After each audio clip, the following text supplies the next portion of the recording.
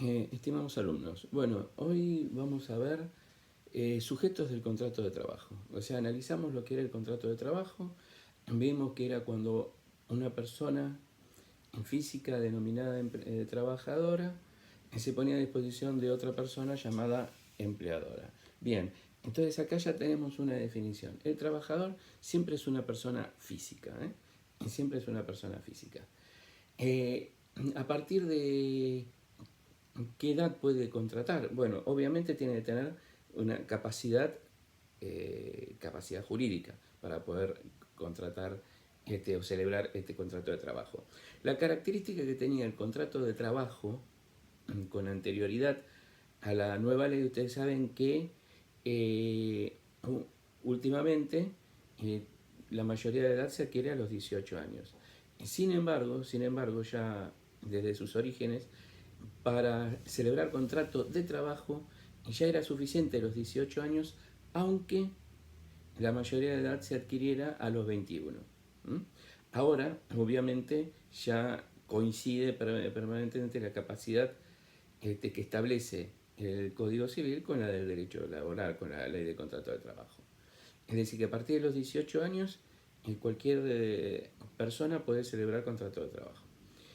Desde los 16 puede celebrar contrato de trabajo una persona que tenga autorización de sus padres.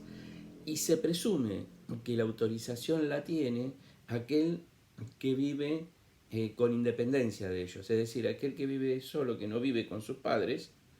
Si no hay oposición de esto, se presume que haya una autorización. Es decir, que a partir de los 16 años podría celebrar en esos términos contrato de trabajo. Ahí también a partir de los 16 años, la persona, el trabajador, puede realizar trámites procesales, es decir, intervenir en juicio, ya a partir de los 16 años. Eh, con respecto al empleador, rige lo mismo, es el código civil. Lo que pasa es que ahora es a partir de los 18 años que se adquiere la mayoría de edad. Pero a diferencia del trabajador, que siempre es una persona física, el empleador puede ser una persona física, puede ser un conjunto de personas físicas o puede ser una persona jurídica. Es decir, acá ya no hay una limitación. Y en el caso de ser una persona física, bueno, obviamente tiene que tener una capacidad para celebrar contrato de trabajo, que sería la edad de la capacidad que establece el Código Civil, que sería ahora 18 años, antes era 21 años. Recuerdo que la emancipación por matrimonio obviamente habilita a la persona física a poder realizar contratos aún sin tener la edad de 18 años, ¿no es cierto? Porque está emancipado por matrimonio. Bien, ahora, ¿qué sucede? Eh, Porque nosotros hablamos de empleador, trabajador y empleador, es decir, fulano contrata con la mengano, ¿no? Perfecto. Pero muchas veces se diluye quién es el empleador o para quién está prestando tareas el trabajador. No siempre es tan fácil saber que está en una sociedad determinada y a veces aparecen personas o intermediarios reales, otras veces ficticios, que por lo menos no contribuyen a establecer o a definir concretamente quién es el verdadero empleador. Eh, la ley de contrato de trabajo, previendo esta situación, en realidad recuerden siempre que las leyes no legislan abstractamente. Es decir, hay situaciones de hecho que cuando se van dando, el legislador advierte que es necesario regularlo. Por eso establece las normativas, ¿no es cierto? No es que de la nada el legislador establece ciertas pautas, sino a raíz de ciertas situaciones de hecho que se pretenden evitar, es que el legislador establece esas pautas.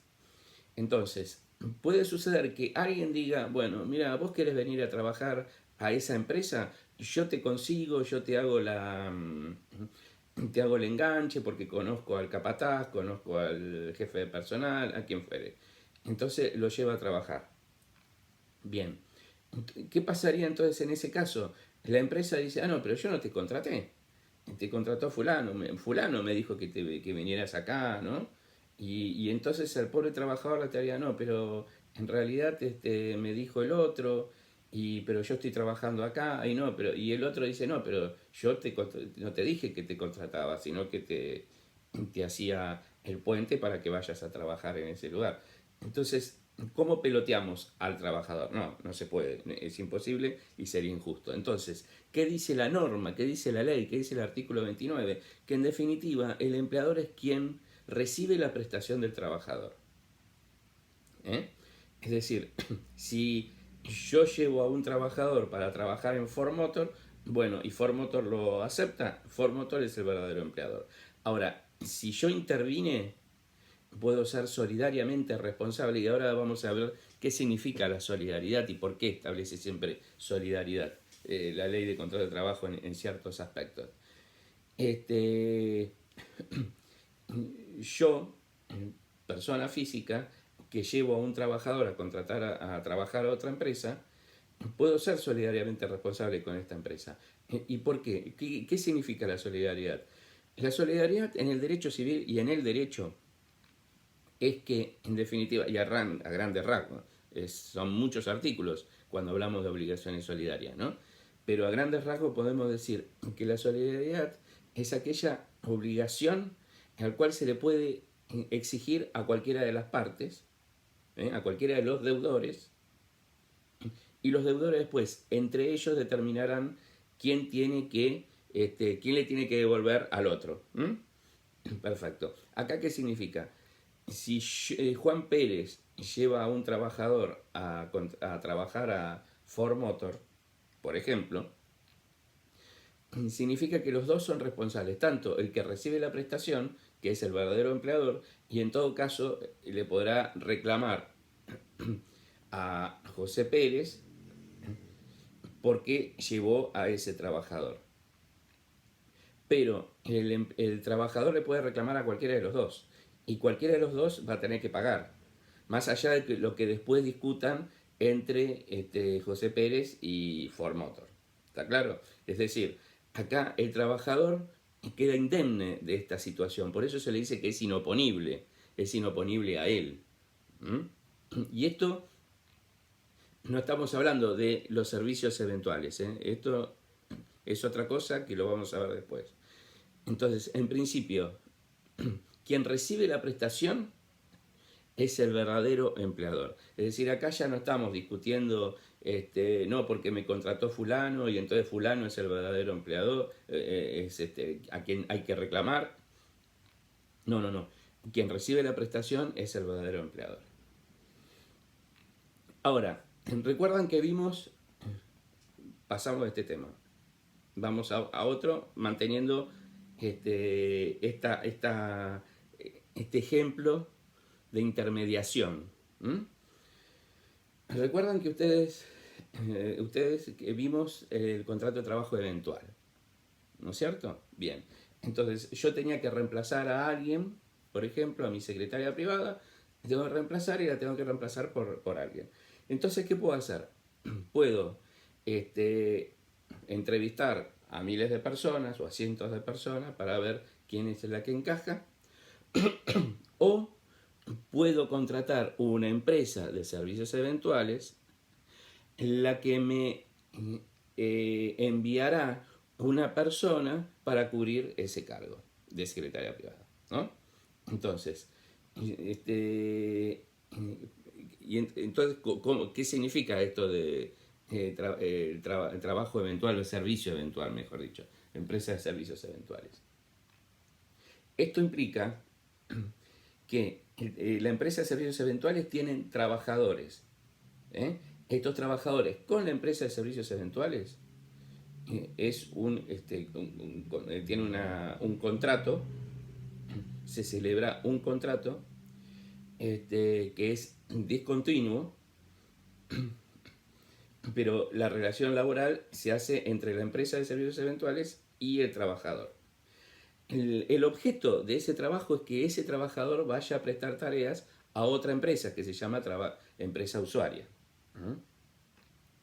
esa empresa usuaria debe retener de lo que le pague, porque acá hay un contrato comercial entre la empresa usuaria y la empresa de servicios eventuales. Entonces la empresa usuaria debe retener de lo que le tiene que pagar a la empresa de servicios eventuales todos los aportes y contribuciones que le tiene que hacer la empresa de servicios usuarios, la empresa de servicios eventuales al trabajador, lo debe retener y los deposita en la forma correspondiente. ¿Sí? Se rige por el convenio colectivo de la empresa y la obra social de la empresa también, ¿no? Es decir, siempre por la empresa usuaria. Pero hay un detalle que es sumamente importante. La empresa usuaria debe controlar que los trabajadores de la empresa de servicios eventuales estén legalmente inscriptos, tengan ART, etcétera, etcétera. Y el contrato por el cual hay trabajadores de la empresa de servicios eventuales que van a trabajar en la empresa usuaria, tiene que ser de característica eventual, es decir, para cubrir personal, para, por ejemplo, congresos que son para realizar en determinado tiempo, para cubrir, bueno, ya dijimos, personal que está con licencia, es decir, o cuestiones extraordinarias o transitorias de la empresa, cuestiones de urgencia, pero no para tareas que hacen al giro normal de la empresa, todo lo contrario, tienen que ser extraordinarias, ¿sí? Es decir, la base de la empresa de servicios eventuales, la base de la contratación es que tiene que ser otorgado personal para realizar tareas eventuales. Y acá, si por ejemplo no hubiera una eventualidad, en este caso, entonces, ambas partes serían, ambas empresas, la empresa de servicios eventuales y la empresa usuaria, serían solidariamente responsables ante el trabajador. Es decir, que el trabajador podría reclamarle las indemnizaciones que le puedan corresponder por despido. Ahora vamos a redondear un poco este tema. ¿Qué pasa con la empresa de servicios eventuales y la empresa usuaria? Dijimos, la empresa usuaria le pide trabajadores a la empresa de servicios eventuales. Pongámosle que para cubrir una licencia de un trabajador, por 30 días, 60 días, bueno, finaliza los 60 días, el trabajador debe volver a la empresa de servicios eventuales. Ya se terminó su trabajo en la empresa usuaria. La empresa de servicios eventuales tiene que otorgarle una nueva prestación, una nueva actividad en otra empresa usuaria. Porque el objeto de este trabajo de la empresa de servicios eventuales es otorgar personal a otras empresas. Entonces, el periodo en el cual hay una inactividad del trabajador, es decir, que finaliza su tarea con la empresa usuaria, es de 60 días corrido el máximo, o 120 días alternados dentro de un año aniversario. Es decir, el parate, por decirlo de una forma, en el cual el trabajador no va a prestar tareas es de un máximo de 60 días corridos o 120 días alternados, es decir, no corridos, dentro de un plazo de un año. Un año aniversario, establece la norma. Bien, entonces, ¿qué hace la empresa de servicios eventuales? Le va a entregar o le va a conseguir una nueva empresa usuaria. ¿Qué pasa si no consigue? Bueno, entonces el trabajador se va a poder considerar despedido previa intimación que haga, pasan los 60 días corridos, no le dio, no le consiguió una nueva empresa usuaria, entonces ahí el trabajador puede intimar por 24 horas para que le otorguen tarea, que sería otra empresa usuaria. Si no se lo otorgan, entonces puede considerarse despedido, obviamente teniendo, siendo acreedor a la indemnización por despido, preaviso, etc.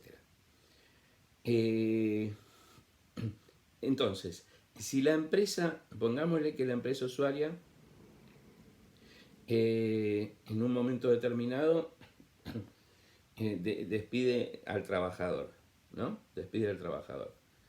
Entonces, todo dependerá de si es con o justa causa. Si es con justa causa, no habrá indemnización o pago de indemnización alguna. Si es sin justa causa, porque puede decir, no, ya yo yo no te contraté, no, vos te contrató la empresa de servicios eventuales, es de ella, pero si el trabajo no era eventual, los dos van a ser solidariamente responsables en el caso de un despido. Es decir, que ambos van a tener que responder por por un despido, en la indemnización por despido. Y acá hablamos también de solidaridad. Es decir, vemos que la solidaridad es una forma de proteger a los trabajadores al englobar a todos los que aparecen como posibles empleadores. ¿eh? Recuerden que no siempre todos los trabajadores están en condiciones de saber quién es el verdadero empleador. Entonces, a veces hay que desentrañar toda una maraña para ver quién era el verdadero empleador. ¿Mm? Por eso se utilizan ciertas formas de protección, como por ejemplo en el caso de la solidaridad. Otro supuesto de solidaridad es la cesión del establecimiento. Entonces dice, esto es el artículo 30, cuando se cede total o parcialmente las actividades propias y específicas de la empresa. O sea, se contratan o subcontratan actividades propias y específicas de la empresa. Para hacerlo claro, un supermercado contrata una empresa de limpieza. Entonces, podríamos decir, la empresa de limpieza, o sea, la limpieza en general, ¿forma parte de la actividad específica de la empresa? ¿O se podría decir que no? Porque alguno podría decir, no, pero el supermercado se dedica a vender productos que tienen que ver la limpieza. Bien, acá hay, o había, yo creo que ya está unificado, dos criterios. Uno más estricto y otro más amplio. El estricto decía, no, tiene que ser consecuencia exclusiva de la actividad del giro normal y específico de la empresa. Entonces, si el giro normal era la venta de alimentos, se podría decir, no, esto no tiene nada que ver, el servicio de limpieza, con la venta de alimentos. Por lo tanto, estaría excluido, ¿no?, del giro normal y específico de la empresa. Y otro diría, no, porque todo coadyuva al desenvolvimiento y al giro normal de la empresa. Es decir, un supermercado que estuviera sucio no vendería lo mismo.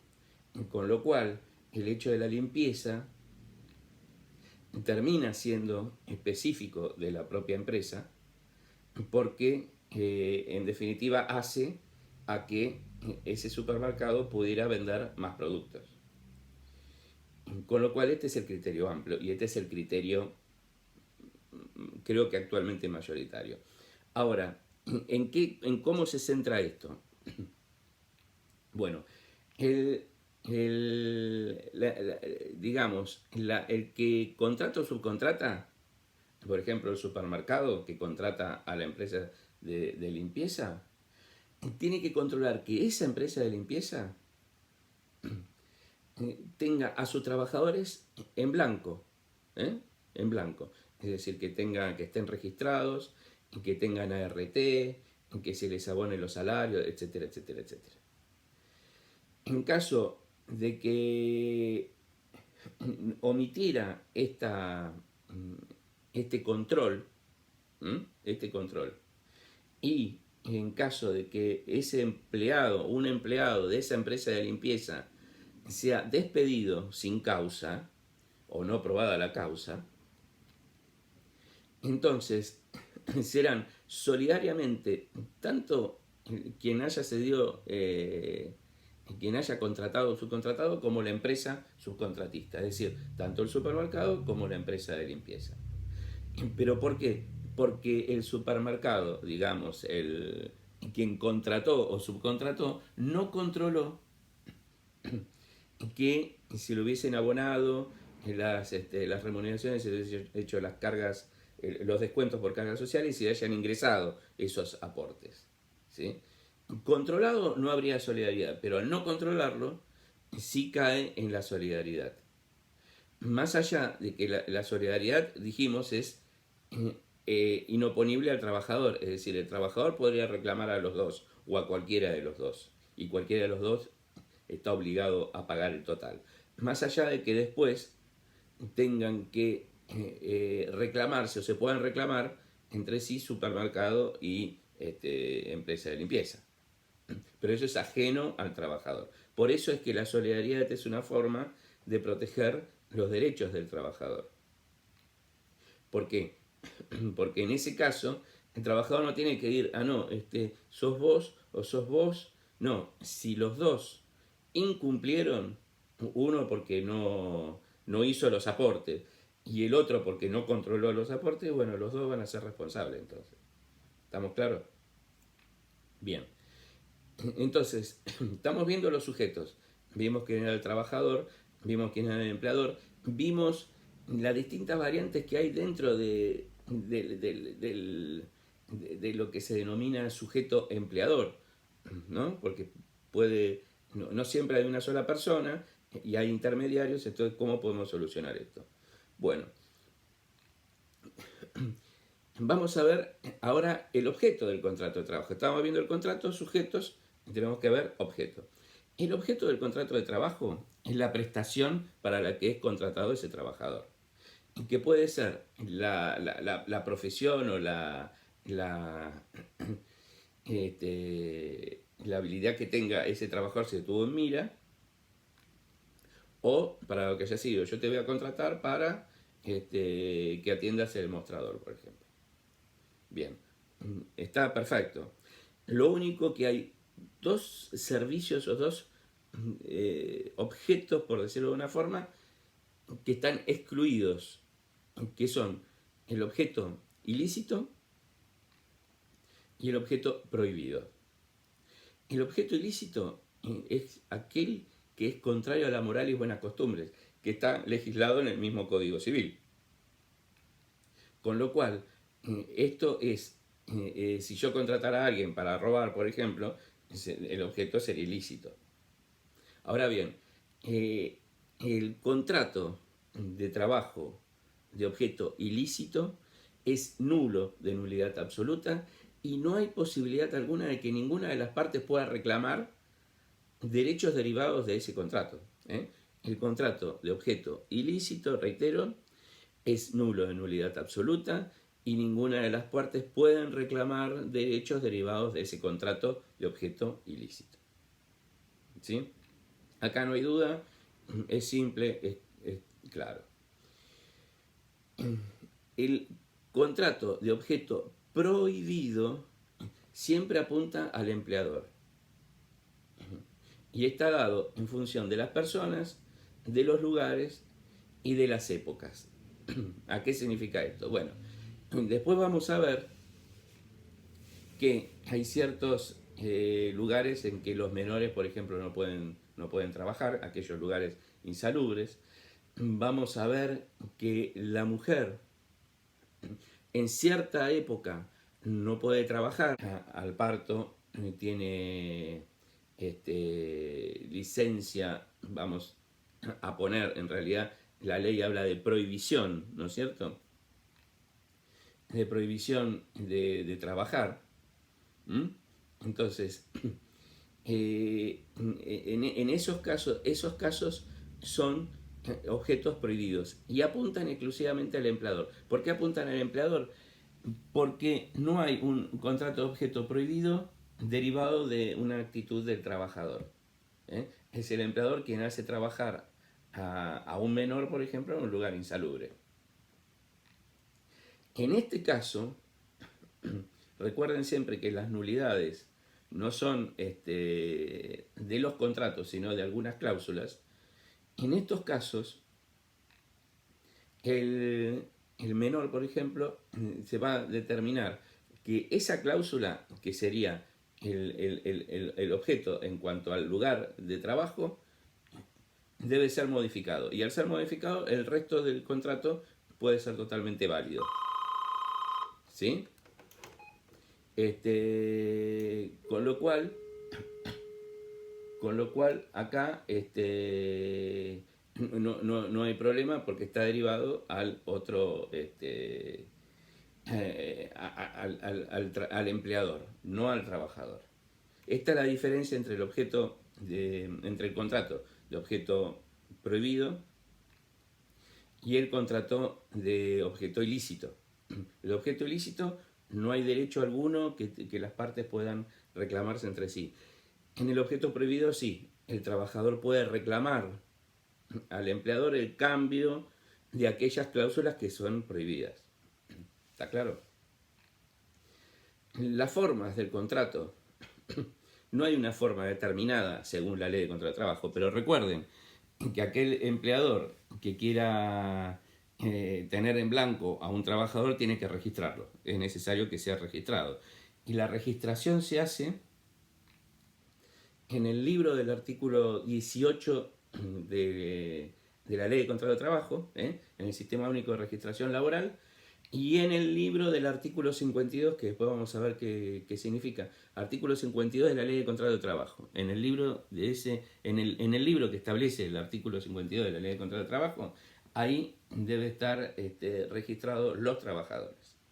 En esos casos se considera que el trabajador está en blanco, o sea, correctamente registrado. En cuanto a las formas, cuando la ley establece una forma determinada para que el empleador se libere de su responsabilidad, debe ser cumplida a rajatabla. Debe ser cumplida a rajatabla. ¿Sí? ¿Esto qué significa? ¿Esto qué significa? Que el trabajador, en el caso, mejor dicho, por ejemplo, el artículo 52, ¿no? Ya que estábamos en los libros laborales. La ley establece que el empleador, para que el trabajador esté en blanco, tiene que estar registrado en el libro del artículo que establece el artículo 52. Este es un libro que tiene las formalidades de la ley de contrato de trabajo. Perdón, de los libros de comerciales, de los libros comerciales. ¿Sí? Bien. Ahora, entonces, todo trabajador tiene que estar inscrito ahí, tiene que tener el nombre, estado civil, la fecha de ingreso, la categoría, la remuneración, los distintos descuentos, etcétera, etcétera, etcétera. Bien, la falta de observancia de este libro lleva aparejada una presunción en contra del empleador. Una presunción contra el empleador. ¿Qué significa esto? Ustedes, contadores, cuando vayan a ver los libros laborales de una empresa, para determinar si el trabajador estaba inscrito, cuál era la remuneración y todo esto, la empresa se los tiene que entregar. Si no se los entrega y no se los exhibe, mejor dicho exhibir, porque los libros no se pueden sacar del lugar de la empresa, pero si no se los exhibe, hay una presunción en contra de la empresa y a favor de los dichos del trabajador, en cuanto a fecha de ingreso, en cuanto a remuneración, etcétera, etcétera. ¿Está claro? Esto es la falta de exhibición. Y si, por ejemplo, ese libro del artículo 52 tiene alguna irregularidad, como alguna tachadura, eso lo va a valorar el juez en el caso concreto, para ver si esa irregularidad tiene alguna alguna entidad suficiente como para considerar que sería inválida ese libro, que fuera inválido. ¿Sí? Pero vemos que, por ejemplo, si la ley establece una forma para que el empleador se libere de una responsabilidad, debe cumplirse. Lo mismo en la entrega de los recibos. Pues yo pago una remuneración, tengo que tener el recibo, otorgársela al trabajador, además correlacionado con el libro del artículo 52 que mencioné. ¿Sí?